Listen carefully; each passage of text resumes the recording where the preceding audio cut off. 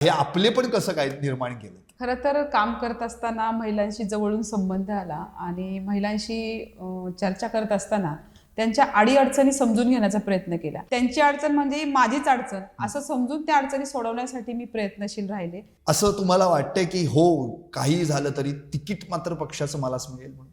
हो, तिकीट मलाच मिळेल, कारण एकनिष्ठतेला दादा आदरणीय अजितदादा न्याय देतात. तुमच्या प्रभागाचं जर विशेष पाहिलं तर तुमच्या प्रभागातच महिलांचाच प्रवेश झालेला आहे. त्यामुळे आता असं वाटत नाही की तुम्ही अनसिक्युअर झालेला किंवा तुमच्या तिकिटावर उद्या गदाण्याची शक्यता आहे? दादांनी पहिल्यांदाच सांगितलेलं आहे, म्हणजे पक्षप्रवेश म्हणजे तिकीट नाही.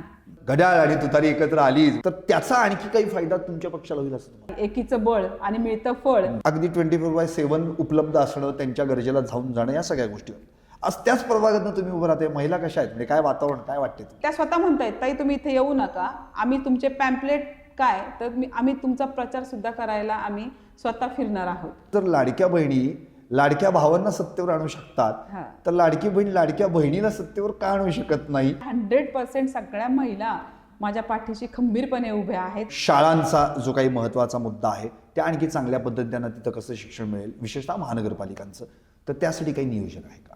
बऱ्याचशा शाळांमध्ये आमचं ट्रेनिंग झालेलं आहे. या सगळ्या लोकांसमोर, जनतेसमोर त्यावेळी काय फील होतं, काय वाटतं?